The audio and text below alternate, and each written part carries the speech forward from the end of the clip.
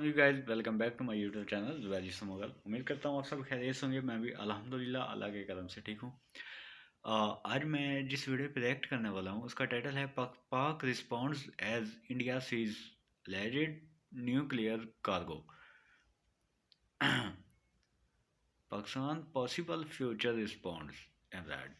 ये जो वीडियो है ये AM राड चैनल है, इनकी ये वीडियो है और वीडियो का जो लिंक है वो मेरे डिस्क्रिप्शन में मिल जाएगा आपको, तो आप जाके जरूर विजिट कर सकते हैं। इनके चैनल का लिंक भी मेरे डिस्क्रिप्शन में मिलेगा आपको। बेसिक ये जो वीडियो है ये कोई कार्गो शिप है जो कि पाकिस्तान ने चाइना से कुछ चीज़ें इंपोर्ट की हैं, तो इंडिया ने वो देखा है और उसने इंटरनेशनल लेवल पे क्लेम किया है कि जी पाकिस्तान कुछ न्यूक्लियर न्यूक्लियर जो मिसाइल वगैरह हैं वो बनाने की कोशिश में है और हमें इस पे ज़रा एतराज़ात हैं। तो हालांकि उसमें जो मेरे ख्याल में जो अभी अभी न्यूज़ भी आई थी कि पाकिस्तान ने कुछ मशीनें जो हैं वो ख़रीदी हैं जो कि CNC जो कि इंजीनियर्स के काम आती, कंप्यूटर मशीनें होती हैं। तो उसकी थोड़ी न्यूज़ आई थी, तो मेरे ख्याल में आई थिंक वो ही होगी। तो मैंने भी आपके साथ थोड़ी सी वीडियो शेयर कर दूं, मैंने सोचा।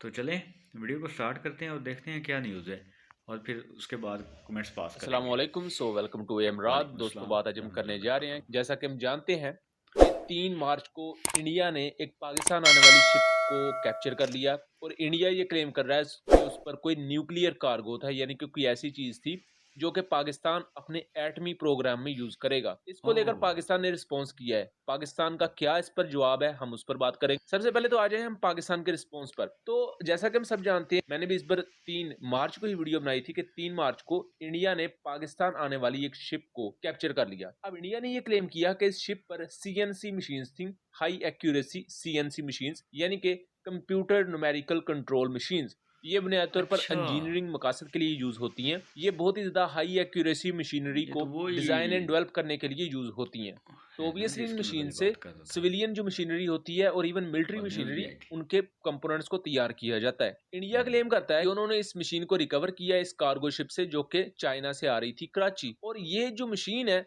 ये पाकिस्तान के जो न्यूक्लियर मिसाइल्स हैं या न्यूक्लियर वॉरहेड्स हैं, उनको डिजाइन करने के लिए, उसके डेवलप लिए करने के इन्होंने लिए यूज मंगवाई होगी।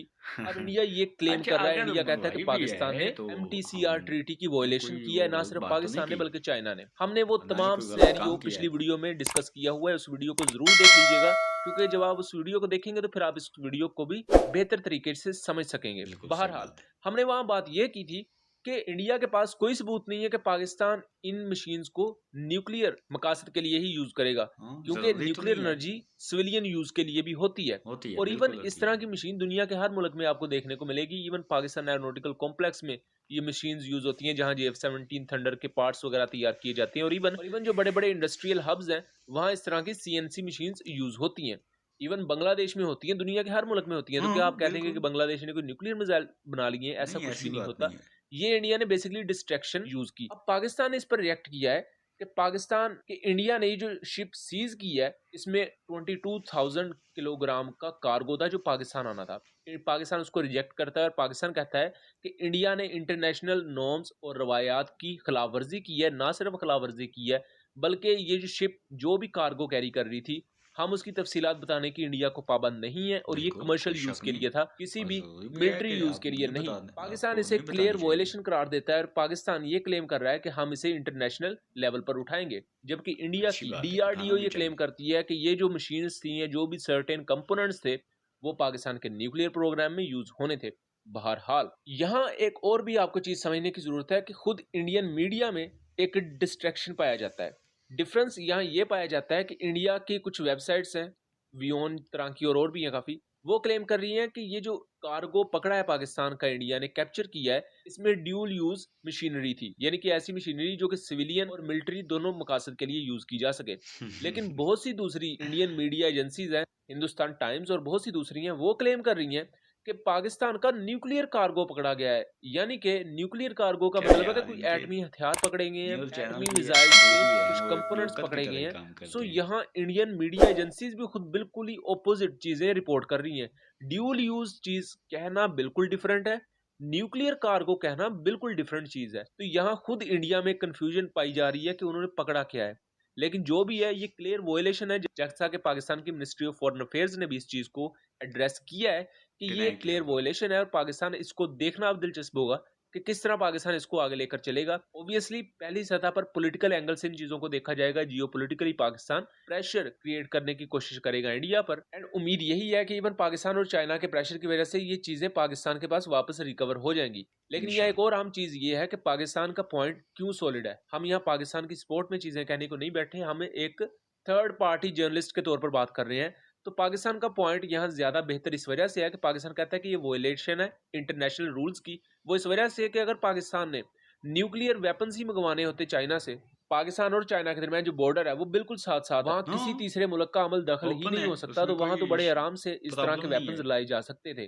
अगर पाकिस्तान ने कोई न्यूक्लियर मिसाइल्स की टेक्नोलॉजी चाइना से लेनी होती या बिल्कुल, न्यूक्लियर मिसाइल से रिलेटेड कुछ आसानी एक्सपर्टीज से ले देनी होती सकते चाइना हैं। को, तो वो तो इधर तो बॉर्डर के करीब रास्ते हो कोई भी सकता था। और बॉर्डर चाइना नहीं को है। क्या जरूरत थी कि वो अपनी क्वांटम लॉजिक्स जो कंपनी है उसके तहत कुछ भेजता और वो पूरे समुंदर के रास्ते ताइवान, उससे आगे इंडोनेशिया, मलेशिया, इन कंट्री से गुजरती हुई इंडिया और फिर पाकिस्तान आती। सही मतलब बात है। पाकिस्तान चाइना पागल है, वो इतना लंबा रूट लेंगे सिर्फ कुछ सीएनसी मशीन्स को लेने के लिए जो कि मिलिट्री मकासद के लिए यूज होनी थी। सिंपल सा चाइना पाकिस्तान जो बॉर्डर है उसके थ्रू ये ट्रेड हो सकती थी अगर बिल्कुल हो ये कोई सकती थी। न्यूक्लियर मिसाइल से रिलेटेड होता या कोई बहुत ही ज्यादा हाईली क्लासिफाइड चीज होती।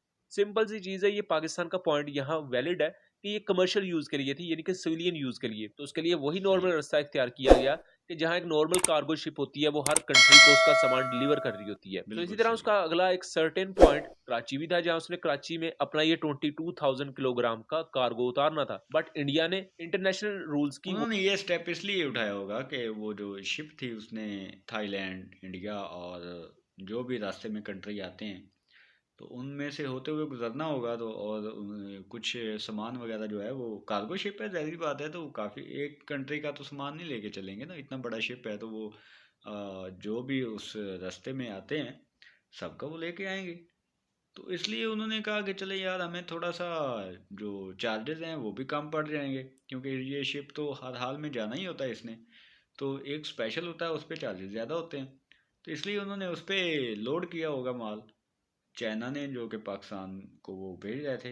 तो अब इस पे ज़रा इंडिया को एतराज़ है, कमाल है यार, वोलेशन करते हुए जो कि पाकिस्तान हालांकि आने वाले इस कार्गो को गलत सीज कर बात है। लिया। अब अगर यहाँ पॉसिबिलिटी ये भी है कि अगर इंडिया हठधर्मी दिखाता है तो जो गल्फ कंट्री से इंडिया की तरफ शिप्स आती हैं हो सकता है पाकिस्तान उनको रोकना शुरू कर दे और ये एक नए क्राइसिस को जन्म दे सकता बिल्कुल। है। और ऑब्वियसली यहाँ बात अच्छा, हमेशा वो की जो याद भी रखनी जितने भी पड़ेगी हैं वो कि पाकिस्तान इस से होके क्राइसिस को गुजरते हैं, अगर अल्लाह ना करे ऐसा कोई फिर ये क्राइसिस क्या पैदा करेगा। होता है तो इस क्राइसिस को शुरू करने वाला इंडिया फिर को इंडिया सोच समझ होगा। के सो बात उम्मीद करनी करता हूँ चाहिए। चीजें क्लियर रही होंगी, वीडियो पसंद आई हो तो इसे ज्यादा से ज्यादा शेयर कीजिएगा ताकि इस आगाही को आगे फैला।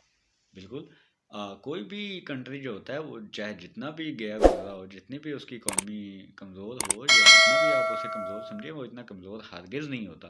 तो गाइज़ वीडियो अगर अच्छी लगी हो तो वीडियो को लाइक एंड शेयर ज़रूर कीजिएगा, चैनल को सब्सक्राइब कीजिएगा। तो इंशाल्लाह मिलते हैं नेक्स्ट वीडियो में, तब तक अपना और अपनी फैमिली का ख्याल रखिएगा। अल्लाह हाफ़िज़।